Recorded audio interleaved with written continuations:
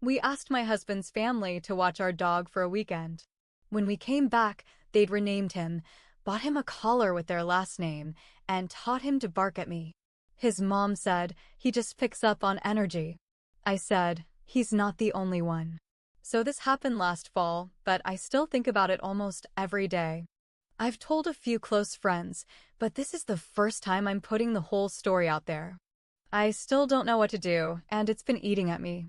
For context, my husband, Mark, and I live in Durham, North Carolina.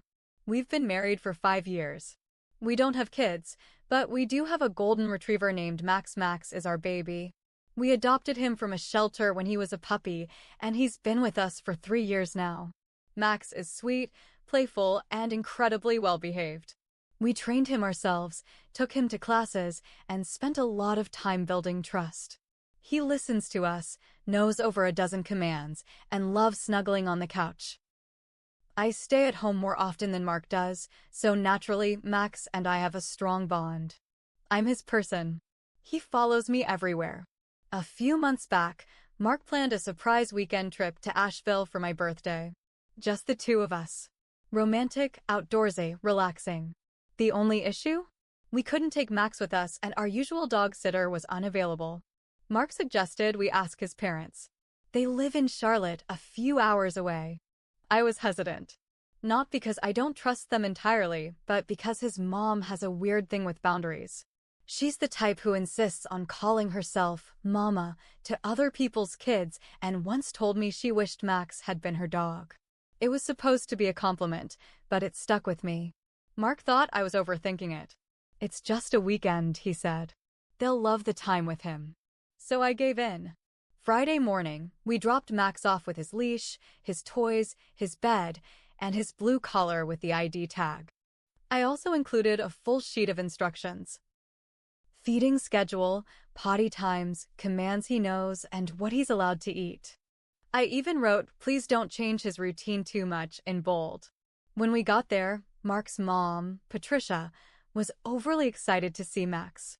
She hugged him like a child and said things like, "My grandbaby is here," which I just laughed off awkwardly. We said our goodbyes, I kissed Max on the head, and we drove off. Fast forward to Sunday afternoon. We had a great trip. Mark was in a good mood, and I was relaxed. We called Patricia before leaving to say we'd be there in a few hours. She was cheerful and said, "He's been such a good boy. He loves it here." But when we pulled into their driveway, I knew something was wrong. Max was in the front yard playing with Patricia. But he looked different. Not physically, but something felt off. His tail wagged when he saw us, but not like he usually does. He didn't run to me. He just stood there for a second, then slowly walked over. And that's when I saw the collar. It was bright red, not his blue one. And when I leaned down to check the tag, I felt my chest tighten. It said, Buddy Johnson. For a second, I thought it was a mistake. Maybe someone gave them the wrong collar. But then Patricia walked over and said, "Doesn't he look so handsome in red?" He really took to the name Buddy. It just suits him better, don't you think? I didn't know what to say. I was still staring at the tag, trying to make sense of it. Why does it say Johnson? I asked.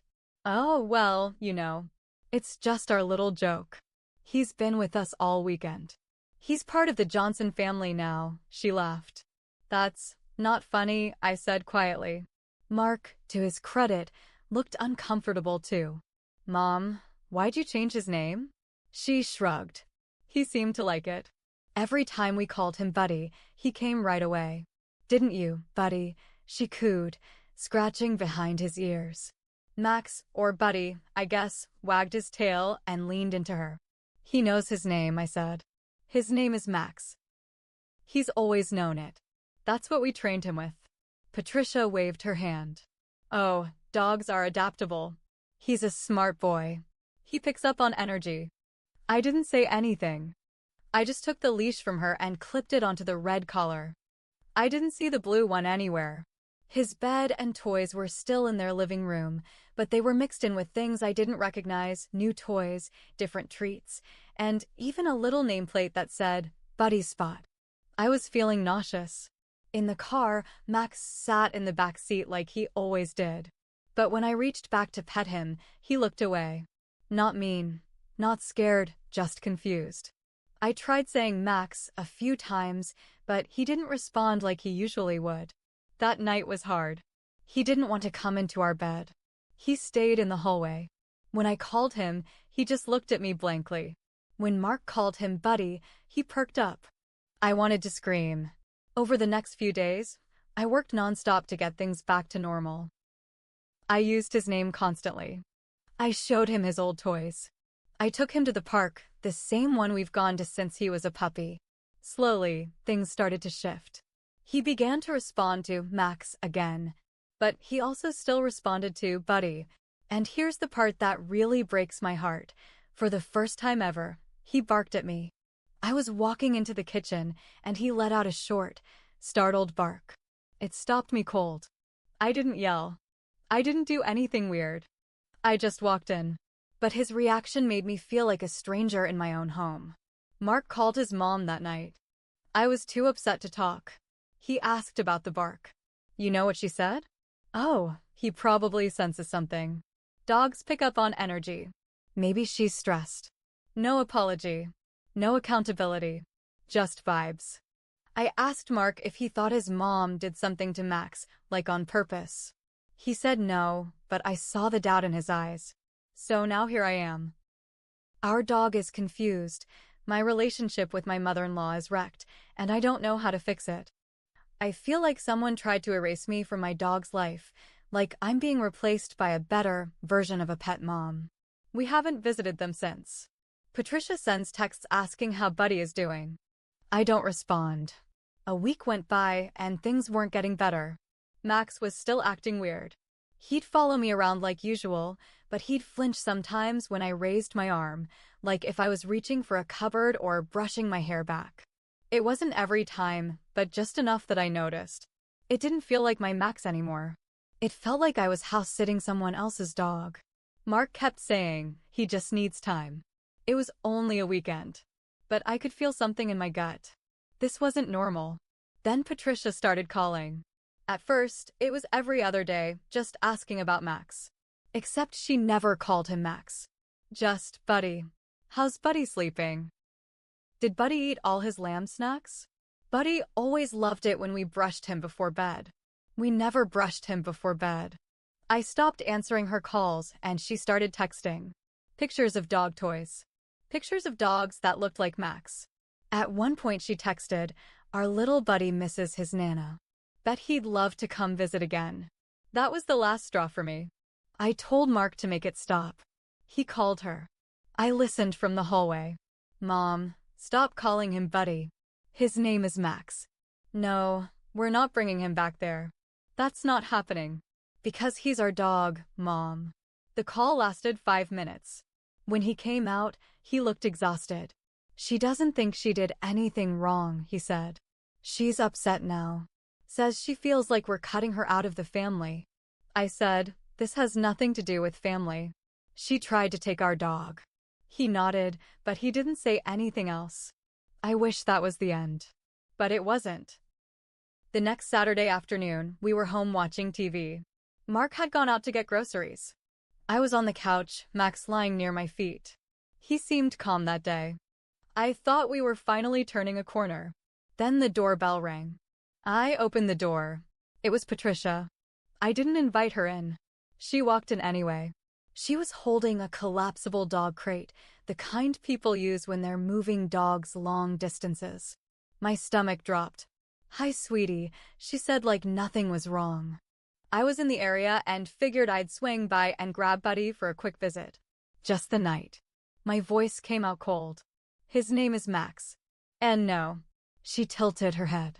Oh, come on. Don't be like that. He loved staying with us. Didn't you, Buddy? She said, crouching down and reaching for him. Max didn't move. He just watched her. He didn't run over. He didn't bark. He just stared. Back away, I said, louder now. Patricia stood up slowly. He's my grandson.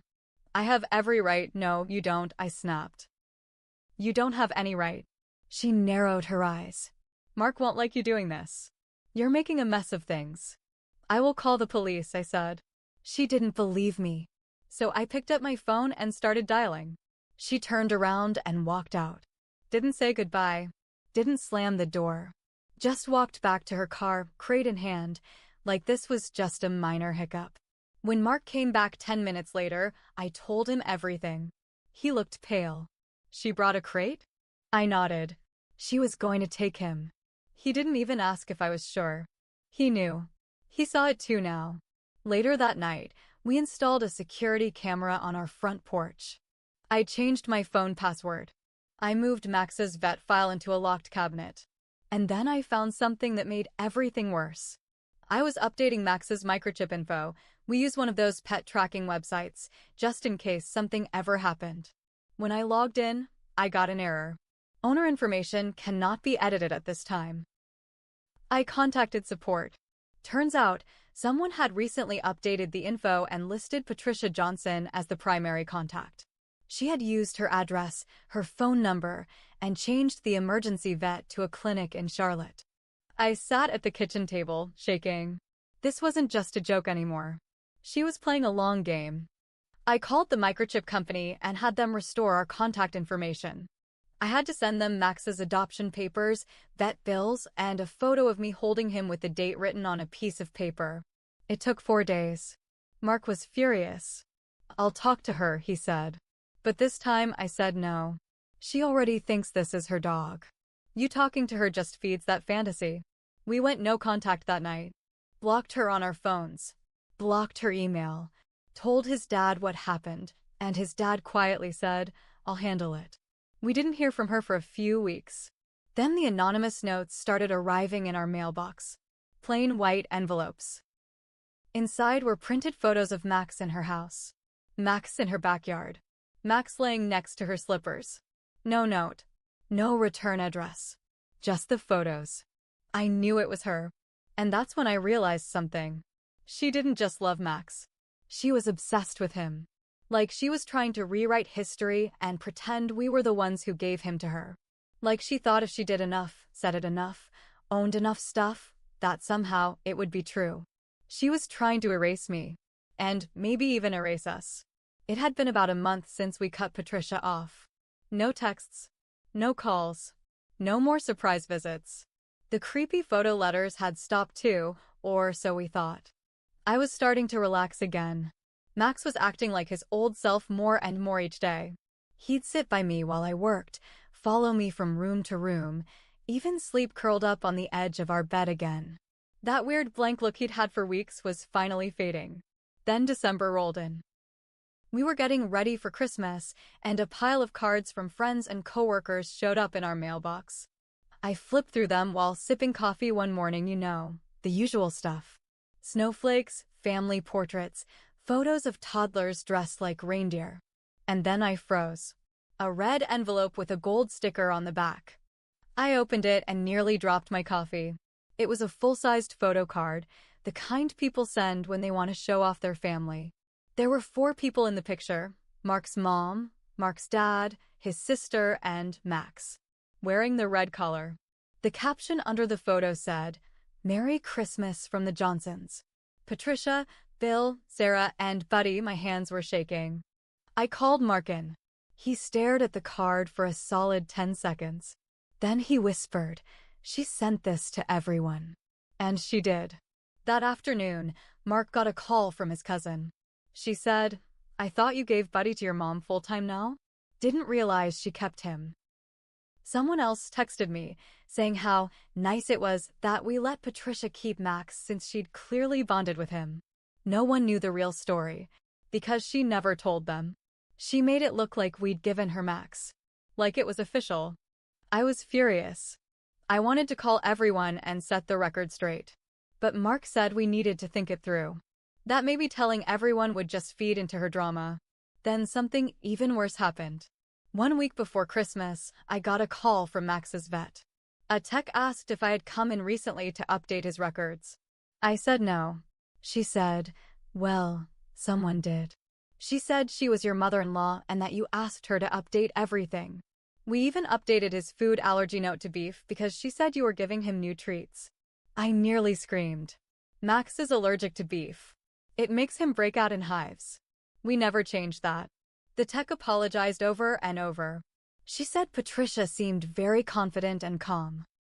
She even had Max's microchip number and our old address, which she used to prove her connection.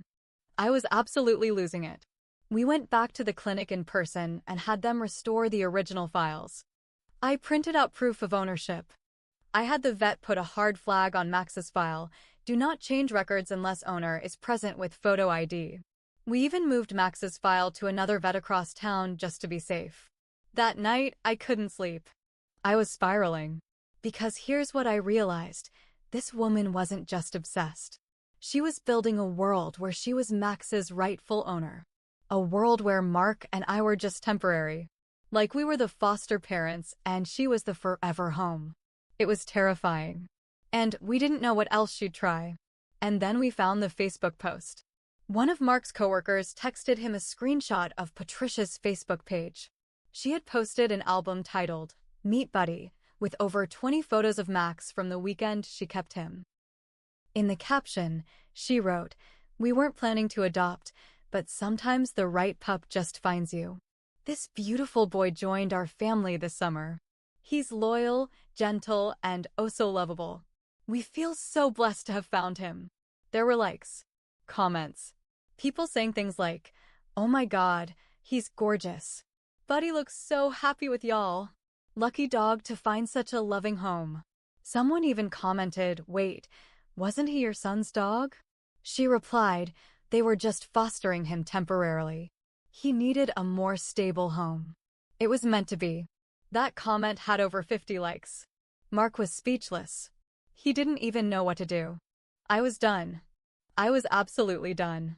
I started collecting everything: screenshots of the post, copies of the photos she mailed, the altered vet records, the chip ownership changes. I backed up emails, got timestamped texts. I was building a file like it was a legal case. Because now, it was more than just disrespect. It was character assassination.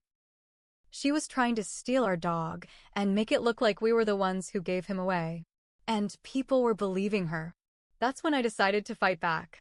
After seeing that Facebook post, I snapped. I didn't scream. I didn't text her some long message. I didn't call to demand she take it down. Instead, I made a folder on my desktop called Proof and filled it with everything I had.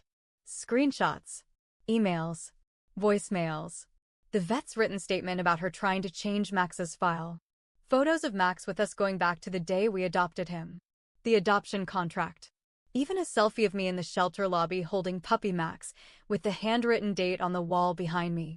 I wasn't going to argue. I was going to prove. Every single person who commented on her post, I messaged them directly, nicely, calmly, just the facts. I said, "Hi, I noticed you commented on Patricia Johnson's post about a dog named Buddy. I just wanted to clear up a serious misunderstanding. That dog's name is Max. My husband and I adopted him 3 years ago. We asked Patricia to watch him for 2 days while we went on a short trip. She changed his name, tried to claim ownership, altered his vet records without our consent, and even attempted to take him from our home. She has been spreading false information online." Attached is a folder of evidence, including adoption documents, messages, and timestamps. I would appreciate you knowing the full truth. I didn't ask them to do anything. Just read. Then I sent the same message to every cousin, aunt, friend, neighbor, church buddy, and coworker I could find. I didn't hold back. And the best part? She had no idea it was coming. By the next morning, her Facebook post was gone. Deleted.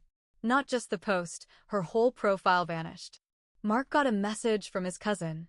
"Dude, what the hell is going on with your mom? She's losing it in the family group chat." Apparently, she was melting down, saying people were attacking her, that I had twisted the story, and that it was all a misunderstanding blown out of proportion. But no one bought it, because I didn't twist anything. I had proof. Then the final twist came, and it didn't even come from me. We found out later that Patricia had used photos of Max in the community newsletter in her neighborhood, promoting pet adoption, events, and featuring Buddy Johnson as a happy rescue story. Problem is, the HOA president lives a few houses down from us. After hearing the real story from someone we sent the proof folder to, the HOA started looking into whether Patricia had violated community rules, especially since she claimed the dog was hers in published material. One rule? You can't own more than one large dog in their neighborhood.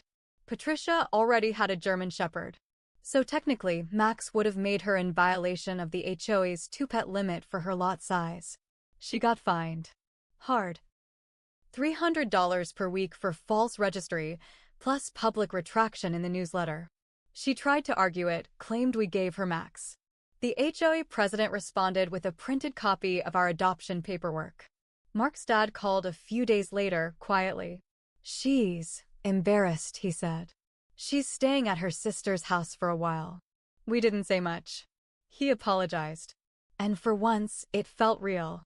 Max never fully went back to how he was before. There's still a bit of him that hesitates when the doorbell rings. He's jumpier around new people now. Doesn't let anyone pet him unless he sees them with me first. But he's mine again. He sleeps beside me every night. He watches me cook. He cuddles up to me when it rains. That's all I care about. As for Patricia, she still hasn't apologized. We've cut contact completely. Mark made the call himself.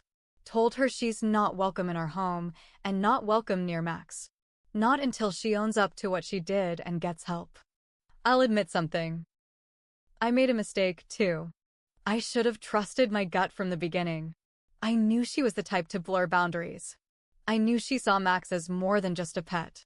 And I let it happen anyway, because I didn't want to make drama or upset the family. That was my failure. And I own it. Never again.